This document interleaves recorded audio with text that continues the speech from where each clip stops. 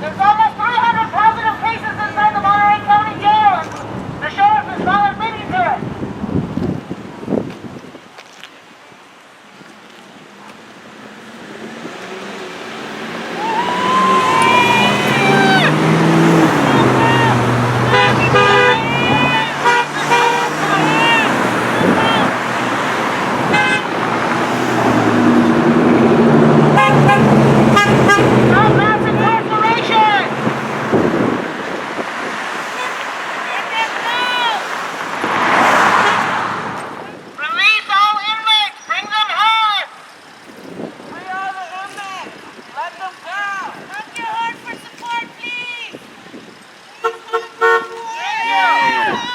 Pítale, pítale!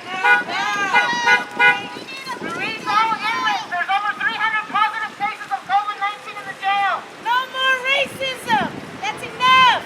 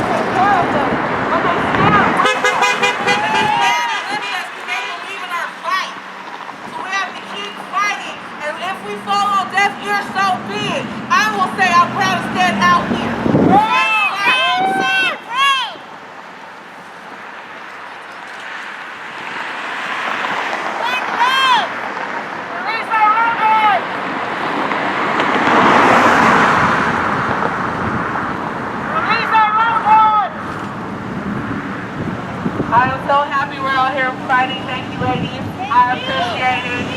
I appreciate it. I appreciate it. Release our loved ones! Release our loved ones! 305 positive COVID-19 cases in the jail. No racism!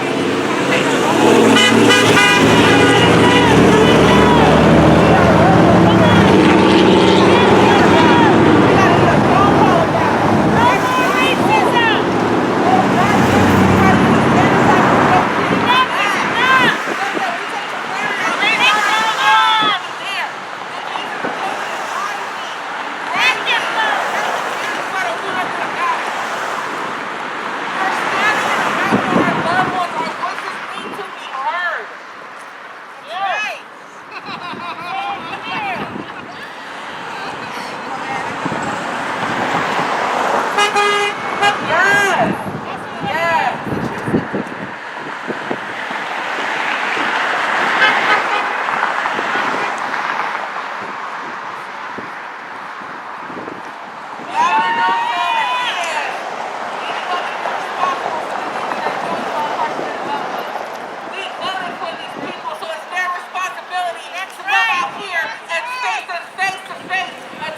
What they're doing to our loved ones. Stop lying. The district attorney needs to stop mass incarceration. You're hiding behind your house when real things are happening out here in the community and they don't even care. Oh, because there's someone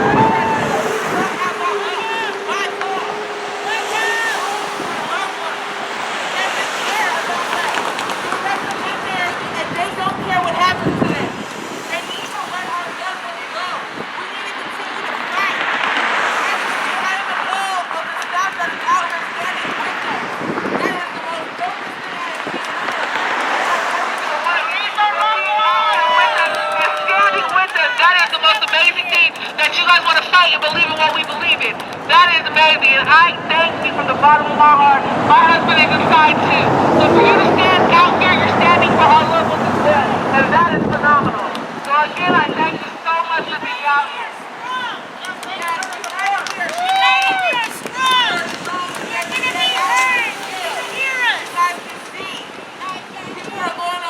There's over 300,000 COVID-19 cases in the jail. They're dying. Things are being treated inhumanely. And they don't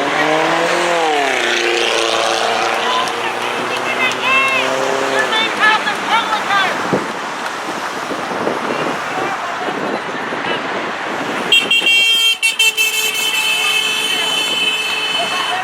He's not just a number, he has a name. Like many of our loved ones. To them they're a number, but they're not a number, they're people. And all people need to be treated equally, whether they're inside or not, because they're not inmates. They're just our incarcerated loved ones. Out there standing for them and fighting for their rights. We have to be there with them, but they cannot be their own. The district attorneys must stop mass incarceration. United we will rise, no matter what.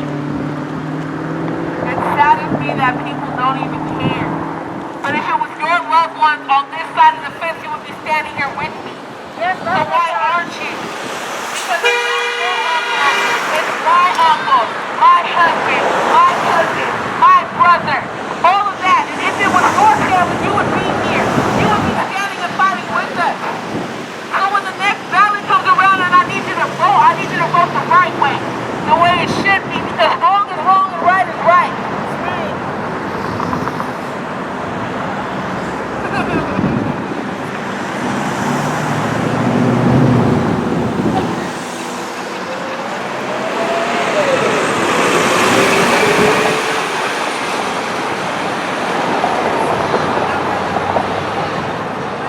Release our loved ones. Release our loved ones. Over 300 positive COVID cases in the jail.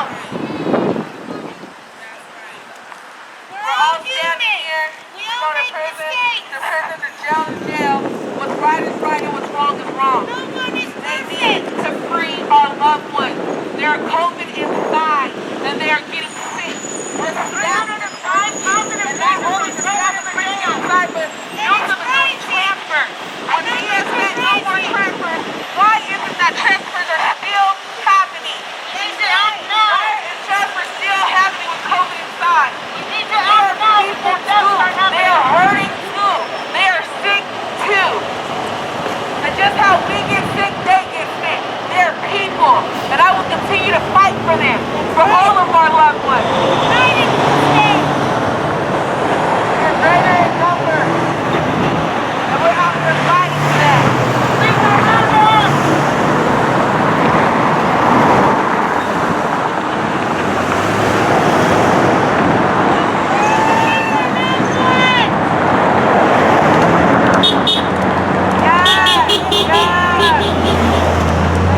Let our loved ones go. Let our loved ones go. Let our incarceration rate is ridiculous.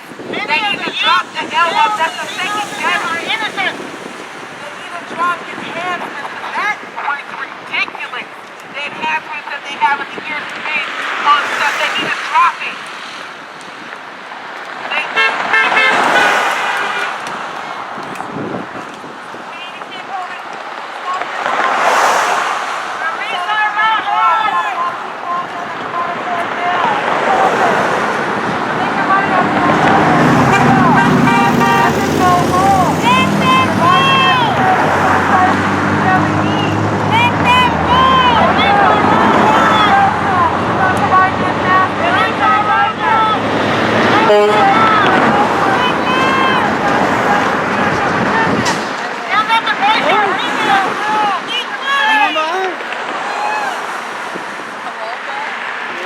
Oh, you can put up a sign today if you want to.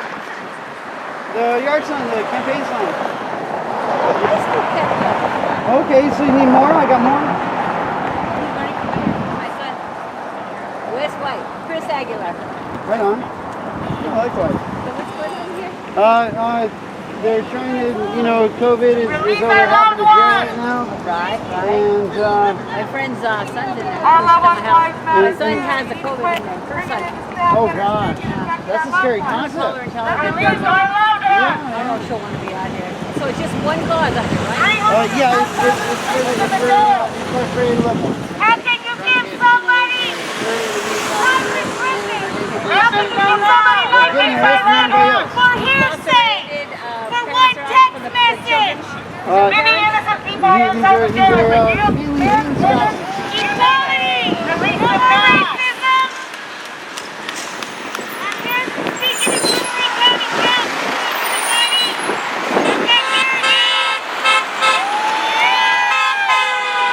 Speak it loud, speak it proud!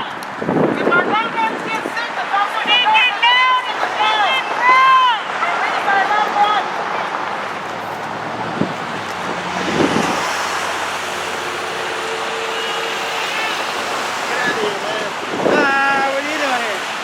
What are you doing here? Just not sorry, yeah. Should be.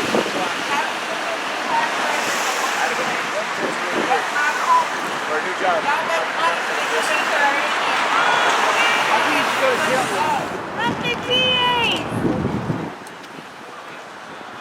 Racist DAs!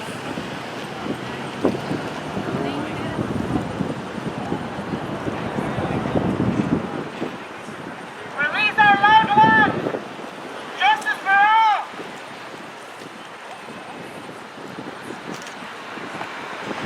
All about money! It's all about making money! Release all of them!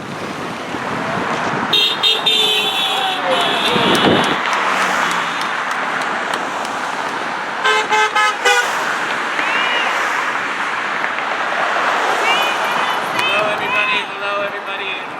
Thank you all for coming out. We're going to keep demonstrating and, facing towards the streets, but wanted just to gather around for some community and some wisdom for people to share their truths, so that way we could really finally come to an understanding as to really why are we here, what are our demands, and what do we expect to see from those in power, decision makers, our state, local, and county officials. So I just do, the reason why I'm here today, first of all, my name is Nick Lusney. I'm with Agents of Change, 831, a local organization charged with uplifting all people in the 831. And I'm here today because the institutions behind us are built on the politics and the doctrine of white supremacy. If we think about our history from slave patrols of the 1700s, charged with rounding up free slaves, bringing them back to their owners and punishing them. After the Civil War, in the era of Jim Crow, the prison industrial complex had begun in the United States, using mass incarceration as a way of taking away black liberty and freedom. Now, at any point in time, I have the statistics up here, we have 213 million people locked up in prison right now.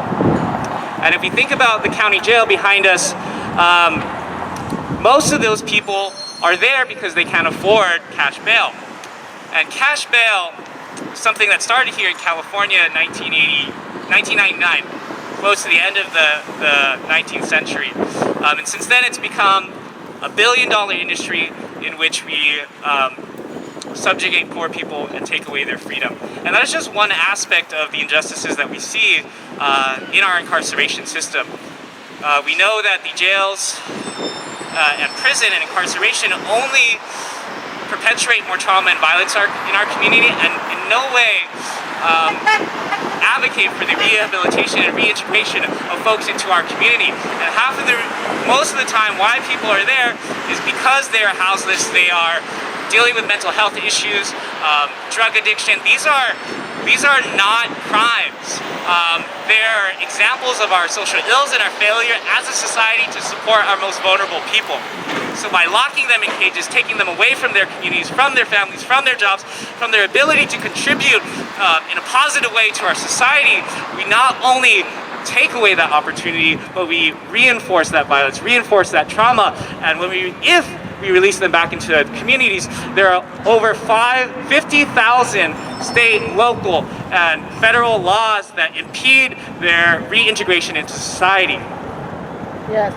So when we talk about the prison industrial complex, the school to prison pipeline, social health determinants, which our folks from the medical industry could speak on, it's just a wide array of issues that both our policing system and our court system and our incarceration system takes away from our communities.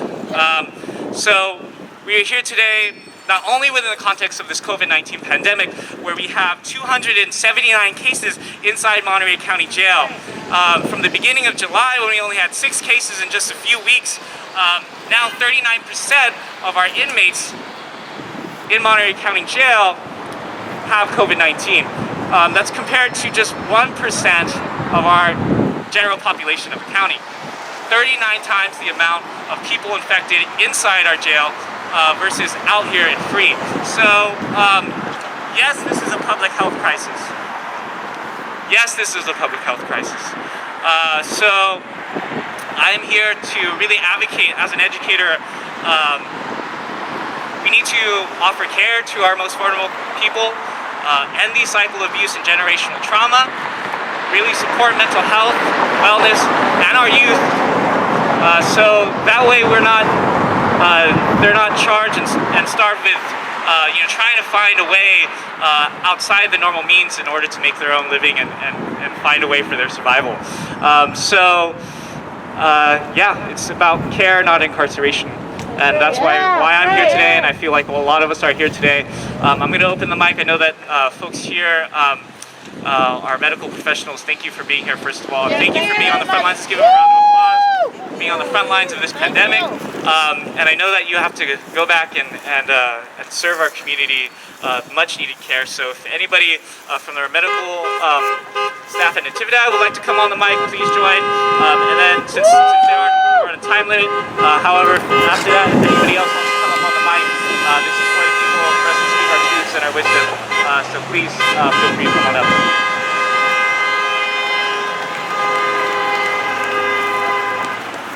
Nick. Yes. All right. Thanks so much for being here. Thank you for being here. here as well. I'm speaking on behalf of myself. What do Yes. we want? Justice. When do we want it? Now. Thank you. There's urgency to what's going on in our world right now. And so I'm so thankful for everyone being here. We're here to show support and solidarity with folks who got their loved ones locked up right now. The United States has 5% of the world's population, but 25% of those people locked up. So that's disproportionate, and we gotta fix this, because it's killing our people. So, do we need mass incarceration? Does that make us safe? No, it doesn't. Do we need life without parole? Does that make us safer and No, healthier? it doesn't. No, it doesn't. Do we need the 3 strikes law? Does that No, make us we safe and don't. healthy? No, we don't need 3 strikes. No, we don't. Need No, we those 3 don't. strikes. How about prioritizing mental health? Absolutely. Does that make us healthy and safe? Absolutely. How about having funded schools, Yes. books, and healthy food? Nurses in the schools. No more bologna sandwiches. No more bologna sandwiches. Right. So we're talking about the basic structural determinants of health. This is a violent persecution on our community. That's right. Having this brand new jail while we are struggling with things like basic PPE in this pandemic. All about the money for them. What about those rapid COVID tests? Can we get some more of those? Yes, please. All right. So, you know, And I stop invite- lying to us. They need to stop lying to us. Yeah, let's tell the truth. We want to be healthy and safe. That's why we're here. Let's get justice for our people in our communities. Let's fund our schools. Let's reprioritize this school to prison pipeline has to stop. And so showing up is a big first step. And so we're here to show up and demand justice. Yes. So tell me, is this what Justice for democracy all. looks like? Show me what democracy looks like. This is what democracy looks like. Hey, thank you for showing up. Thank you for being here. Thank you for your support.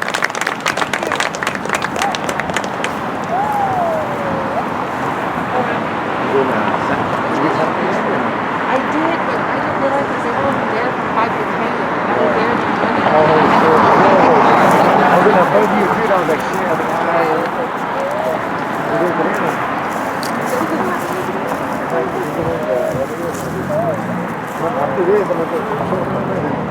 Hi everybody, my name is Dawn. I'm from We Are the Voices.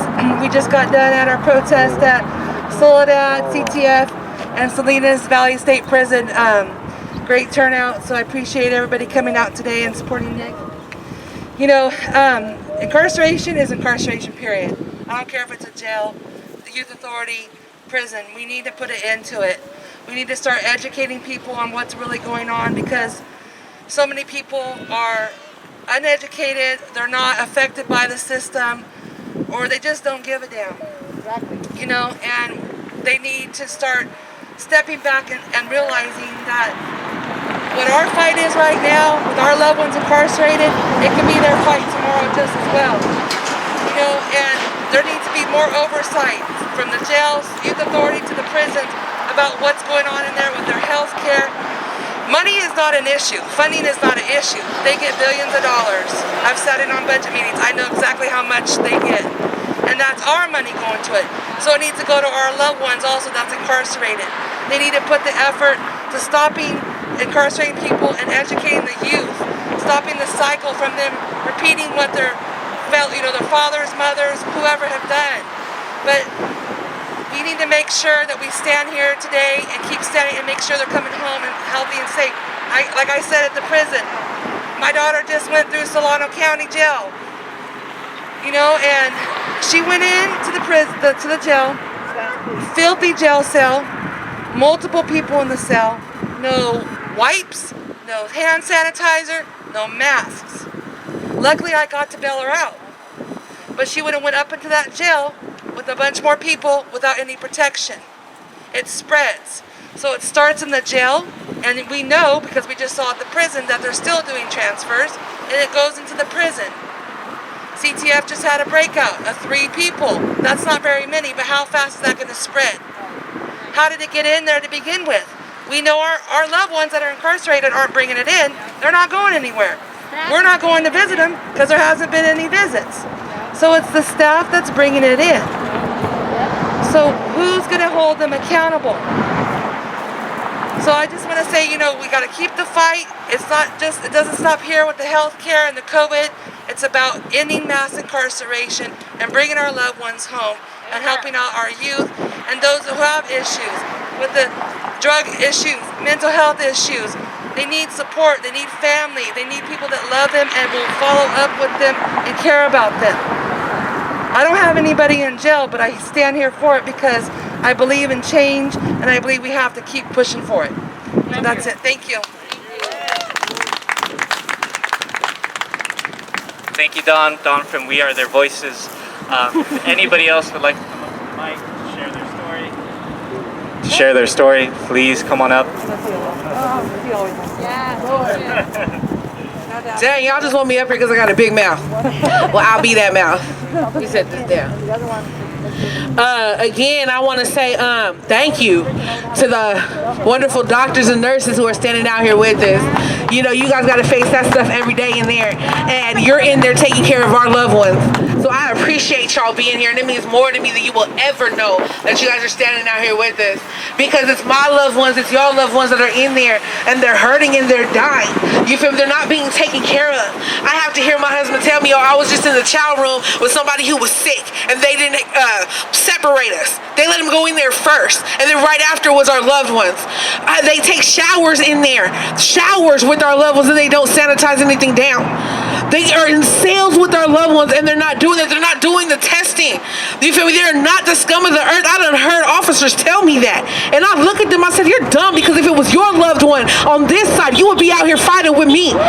If it was your loved one, your son, your daughter, your mother, your sister, your brother, you would be on this side of the fence. But because it's not, you think you could just talk how you want to. You don't want to mess with me, because I'm a strong, proud prison wife, and I'm gonna stand with my husband every day of the week. You know, because it's not fair what Governor Newsom is doing, what Diaz is doing. They're people too. Like I told y'all earlier, they breathe the same air that we do. They bleed like we do. That's inhumane what they're doing to them. And then they don't think that we're not supposed to fight for them. You got me all the way twisted. I'ma always fight for my husband when he comes home, and then after he comes home. Then I'ma fight for your loved ones, and your loved ones, and your loved ones, and your loved ones, till they bring us all home. Because this mass incarceration is a death sentence. LWOP, death sentence. Enhancement, death sentence. For America to be so on the up and up, y'all giving them the death sentence. And then the COVID just popped up, and it wasn't from the inmates. How the hell the inmates gonna get there if they in a cell, bro? You telling me that they got it because no, it got in there because your staff is in there infecting our loved ones. They got in there because Diaz said no more transfers, but Newsom's still doing it. And if Newsom was any type of man, he would come out here and face me face to face, because I voted for you. It is your job to come out here and take care of us. That's what you signed up to do. So why are you hiding? Why are you behind your mansion and have your security guards out there? You ain't tough. What kind of governor are you? And it pisses me off because you swore. You swore into that position. You swore to protect us. You swore to protect your people. And what are you doing? You're killing us with no remorse. You hide behind a camera and you stand there and look good because you want to be president. Well, you will never get my vote again. You got me all the way twisted up. You showed me the man that you are. You showed me what you would do. And this is what you're doing. So I'm mad. And I'm not the only one that's mad. We are their voices come together. We go to prisons. We do pop-up protests. You never know when we come in until a week there that we're there. And then we're bringing everybody else there with us because we all got something to say. This is ridiculous. I had junior law people who came in this morning, didn't even have no one locked up, but came to protect us and support us. If we are in your city, show up, because what's right and what's wrong is wrong, and what's happening is wrong. Even if you don't have a loved one that is in there, come out here. To CDC, my husband is a number. To CDC, he's V66120. No, my husband's name is Ray Charles Woodford. That's who he is. He's a strong, black, Christian man. And if he can't speak, I will be his voice. Day in and day out. They don't speak for me. The government don't speak for me. I speak for me. I speak for my husband. I even wrote a song called I Am My Husband's Voice. Y'all can check that out because it's hella dope because I wrote it. But I'm just saying, I will be at every protest. I came through 2 hours to be here. I'm going 5 hours to Chino. I'm going up to Tracy. My owner, my prison is an hour and a half away from me on the 12th of next week, and I will be there too. My voice will be heard. I will open my mouth. I will not be silenced. And I stand for all of you guys, even the people who couldn't make it here. I will stand in the gap for your loved one because I believe in something greater than this. I believe that they will let our loved ones home. I believe they deserve to come home. Now, I understand that Governor Newsom released 8,000 people. Fantastic. I am so happy for their family. Do not get me wrong. Baby, I was celebrating with y'all when y'all man came home and I got that report. But what about everybody else that's still inside? What about them that are hurting? The families that get phone calls because their husbands are dying, because their family members are dying. They can't even go visit them. That sickens me. I can't even say goodbye to you. I get to get a phone call from some person I don't even know that you died? Are you serious? That's inhumane. That is not cool, and I am really upset. I don't know if y'all can tell, but I'm a little mad. So, but I will fight. I will continue to fight. And again, I cannot thank you guys enough for taking care of our loved ones when they're sick, for doing what we can't do because we can't be in there. We depend on you guys, and you guys stand here and do your job, and you stand here and represent us, and you stand here for what's right. That is the dopest thing I ever seen in my life. And from the bottom of my heart, I thank you so much. Thank you so much for taking care of our loved ones. But I'm done. Well, I mean, I'm not done, but I'm done right now.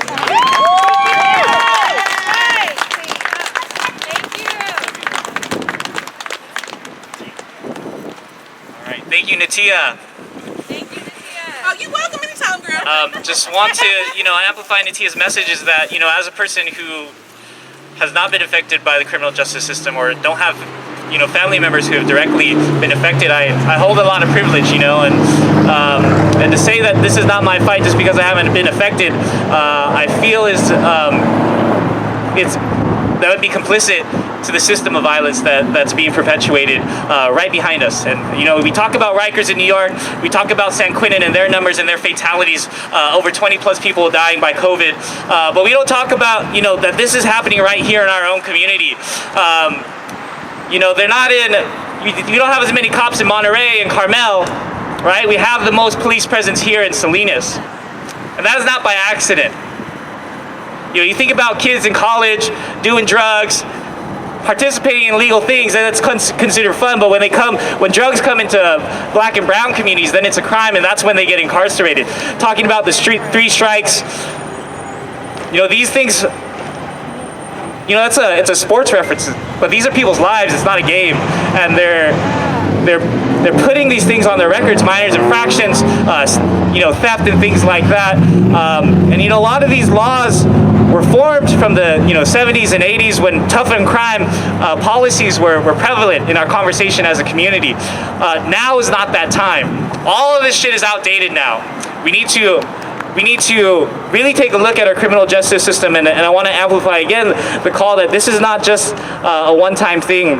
This is the start, the beginning for me. I just started committing to this work 1 month ago, but I'm doing everything I can to take care of myself so that way I can be in this movement for the long term. And it comes with emailing, phone blasting, showing out in protests, showing up to Gavin Newsom's home, to the warden's home, to our sheriff's home, telling them that we won't be silent because, they think that this is just going to be a passing movement. But really, if we're really committed to the basic human rights of every human being and the promise that we could do better and we should not be defined by our worst moments, if we truly believe in that, then we need to be in this fight until we abolish every prison, until we have alternate systems for rehabilitation,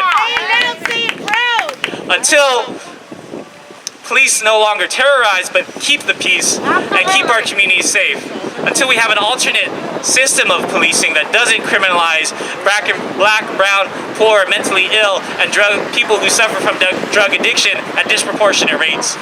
So yeah, this is going to be a long fight, y'all, and I'm happy that y'all have been in it, and I'm inspired by the folks who have been fighting, and I welcome everybody like myself who are new to this movement, and I really look forward to continuing this fight along with each and every one of you.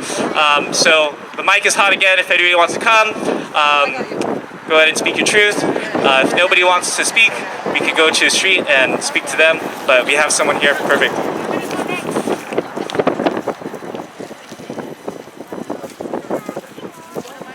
I don't know where to begin right now. I'm kind of really upset right now what's going on.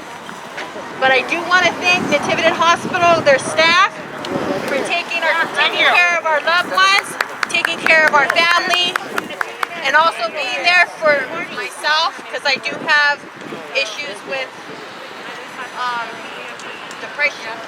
And thanks to your staff, you guys are there for me, and you're also there for my children as well. You're there for my husband. What I want to say the most is that, we are fighters here. We have loved ones who are incarcerated. Is it fair for them to sit there in jail, in prison, county jail, juveniles? No, it's not. It's not fair for none of them. We have mothers, we have fathers, we have brothers, we have sisters, we have fiancés, we have boyfriends, girlfriends, husbands who we love, who we care about. Take your time, baby. Take your time, mama. Take your time, boo.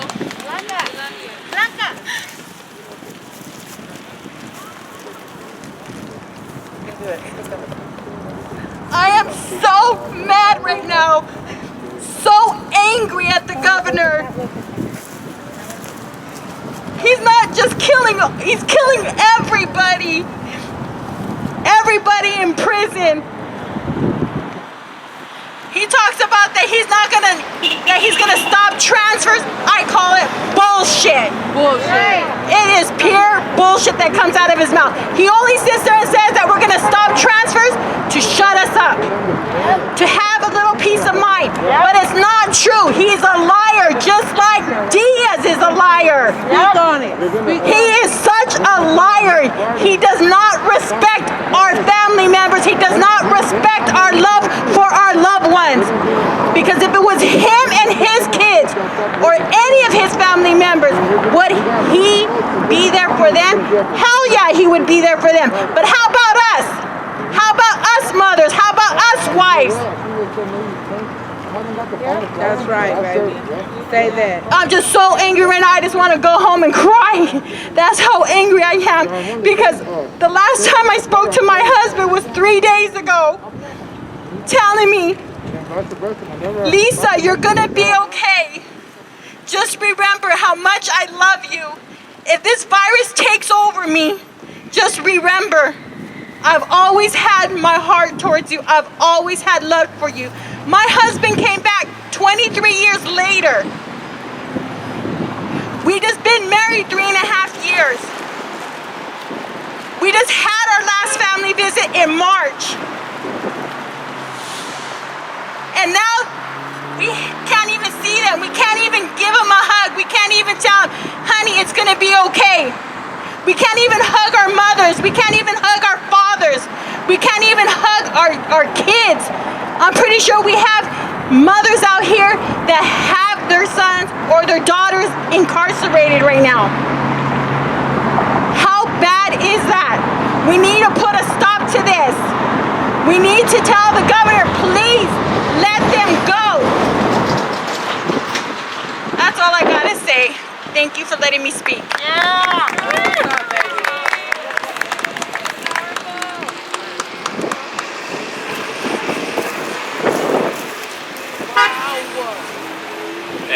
Anybody else out there? Last call on the mic.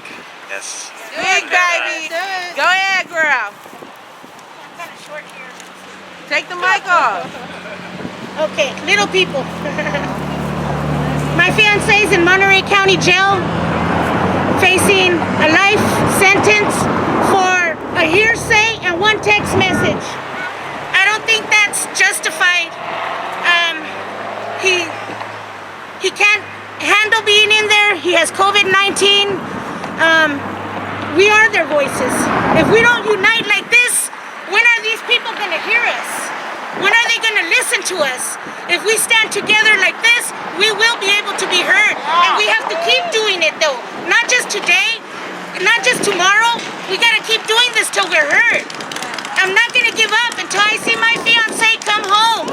On ankle bracelet if it is. If you wanna monitor him on an ankle bracelet. If that's what you wanna do, you wanna keep tabs on him, put the ankle bracelet. He's not a bad man, he's a good man. He's just in a bad Monterey County with the racism DA, with the racism sheriffs. We have sheriffs that just don't care about them. They kicked us off the last protest. They kicked us off the damn parking lot when there was no cars. He just wanted to show us where we stood. So you know what? We stood there proud. And we're not going to give up. And I'm not going to stop fighting for my fiance and anybody else that's incarcerated that needs to be heard. I love you all for being here. And once it was just three of us, five of us here, now look at us now. You know, if we keep, it hurts, I'm tired. They don't just do time, we do time. They're not the only ones incarcerated, we're incarcerated. Say that. Okay?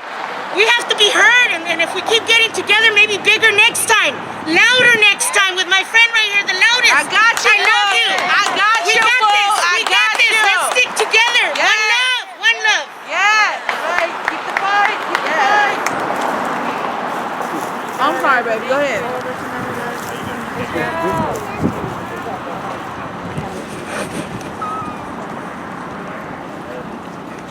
Good afternoon, buenas tardes. My name is Israel Villa, 42 years old, from right here, very proud to be from East Salinas.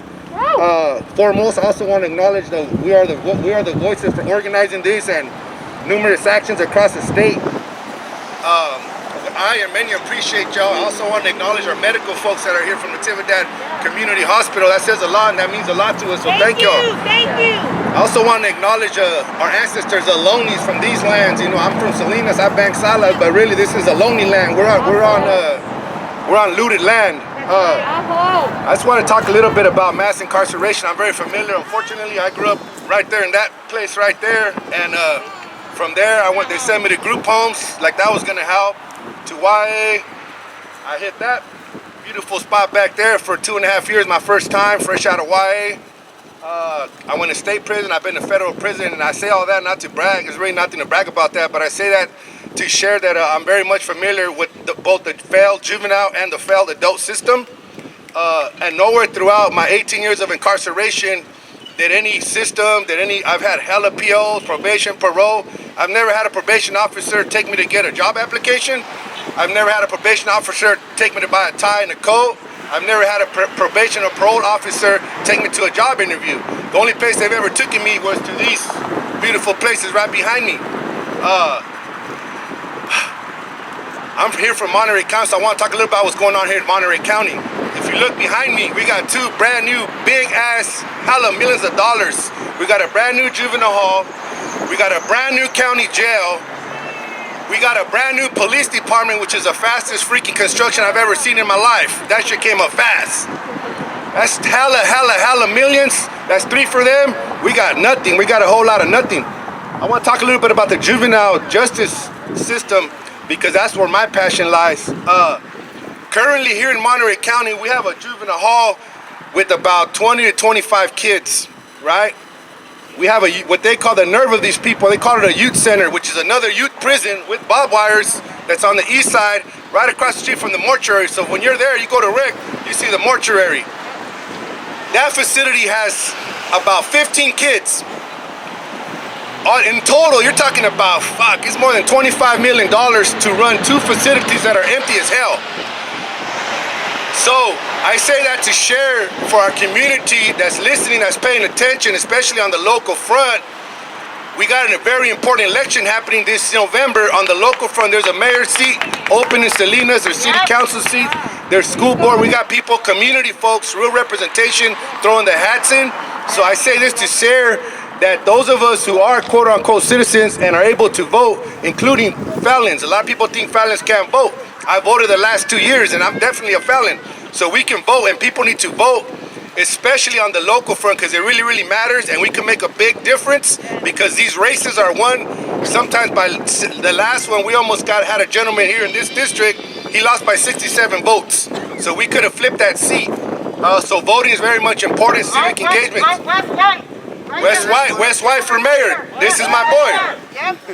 District 6 is up for re-election this year. Who? District 6 is up for re-election this year. So again, I don't want to hold the mic hostage for too long, but if you're registered, if you haven't registered, register. If your relatives haven't registered and they're able to, register. I know here in Salinas, here in Monterey County, we got the highest undocumented population, right? So a lot of our parents and grandparents can't vote, but our kids and our grandkids can vote, so we need to organize around the voting. Now, as far as the conversation with our Governor Newsom and what CDC has done, I personally feel that the Secretary of CDC and their whole chain of command should all get charged for voluntary manslaughter, because they're killing people. we had zero infection in San Quentin, and these people transferred 100 freaking people from Chino, which was there was an outbreak taking place. Yeah. So the way I see it is, if me and my peoples get busted for a manslaughter, or involuntary slaughter, they're gonna hit us hard, and they're gonna hit us with enhancements and all kinds of shit while they're killing our people. San Quentin went from 0 to almost 200 like in a week.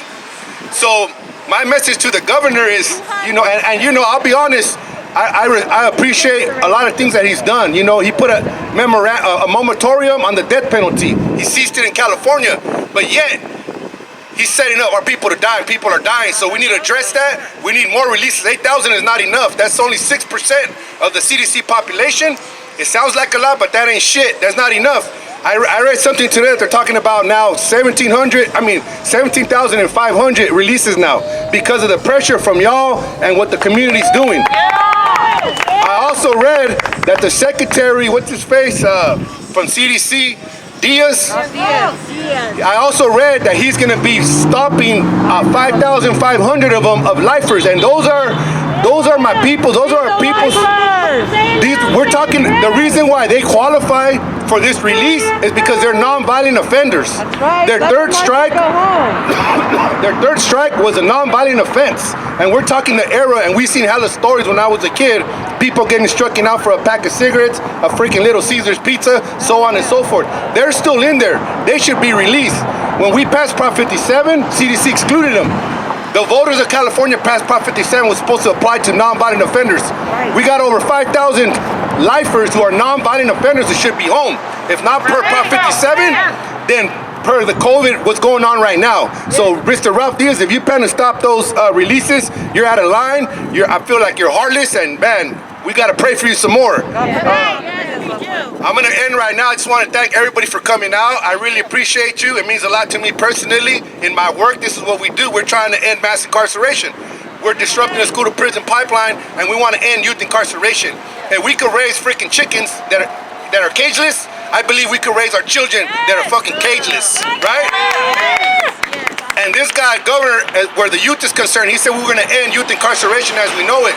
But currently the process, he's currently trying to basically give all the money to probation and realign, send the kids from YA back to their counties, give them money to probation. Guess what? That's just not going to help our kids. It's not going to help our community. Community-based organizations are not going to touch that money, right? So again, I feel the governor has done a lot of great things around immigration, around homelessness, resources for our undocumented community. So he has done a lot of great things, and I believe he's a great man, and I think it's a great opportunity to show some further greatness, Mr. Newsom. Thank you. Speak it loud, speak it proud. Palabra, thank y'all. Say it loud, say it proud. Anybody wants help with the mic? Good, or we can just go to the streets and yell. Yes, keep up there. See, they're helping us too, Ben. See, the sign? Yeah. Right, yeah. Say it loud, say it proud. One love. Girls, you make me add and I'll post all these other. All right, for those of you who don't know me, my name is Alma Salazar. I have a husband who's inside the Monterey County Jail. He's been in there for a year and a half, going on a year and a half. I just want to say I read a comment the other day from one of the district attorneys regarding Mr. Ficas. They wanted to see if they could get to be released, and she said that no, bail serves two purposes. It serves the purpose of public safety, and it also serves the purpose of making sure that that person goes back and appears back in court. Well, that's a bunch of BS, because it does not serve that purpose. All that serves is the fact that if we were to have the money to bail somebody out, that person would be bailed. If you post the bail, whatever the percentage is, how is that going to protect public safety? It doesn't. What that means is it means that the poor stay in the jail and the wealthy can bail themselves out. It's that simple. But we do need to continue fighting it, and I'm not going to stop either until my husband's home. That part. All right, thank you for everybody for being here today. Say it loud, say it proud. I just want to shout out some orgs that are doing some work here on a local level. MILPA, shout out to MILPA. Been doing this work for a really long time. Community Before Cops we have here, Pause the Calls, Monterey County Solidarity Coalition, a lot of folks on the front lines of defunding police efforts, defunding police as well as ending mass incarceration. So just want to shout out some orgs. Thank you, Nick.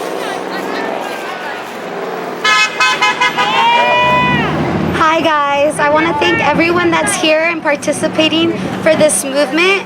I myself think it's very important. Like I said earlier today, like a lot of us, I'm tired, I'm exhausted of the oppression, the judgment that we face as minorities, especially the children that are incarcerated. I'm tired. Instead of incarcerating, we need to find the foundation as to why they are doing these crimes. Because the crimes are labeled by the people above us.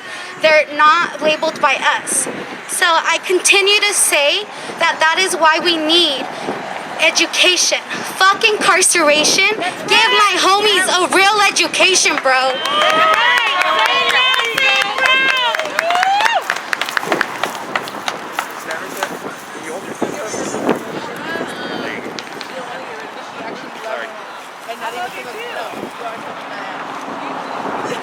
Hi everybody, my name is Blanca. Is it working? You'll be close. Recently I have my son at the county jail, and he was there in the holding tank at the new jail. He was there for 14 days. I don't see how it could be a holding tank if they brought in 4 people in 1 week with him. The 4th one that came in tested positive. So they told him he was going to have to stay another week. They took him out in 2 days. What assures me that he didn't get infected and they moved him to population, and what if he infects other people? That's supposed to be nobody has a COVID there. So that's one of my issues. Oh, and plus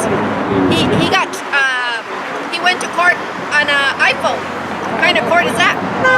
Right.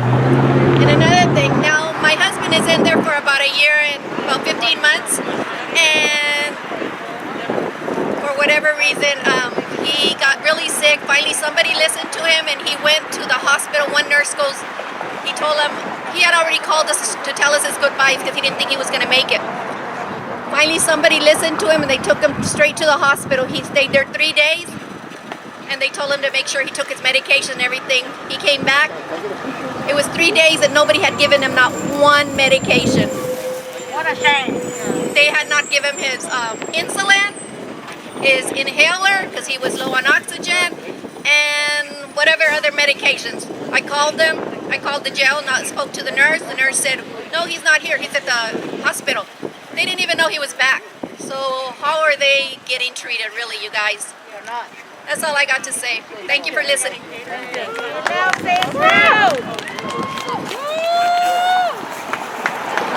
Hey, thank you. Hey, everybody that's here, y'all, give yourselves a round of applause. We made it out here tonight. All right, this afternoon. And we know that this work, this is like ongoing. We're feeling it right now. And we know that this is all the whole momentum that's going to build up. And we're all kind of foreseeing up until election day.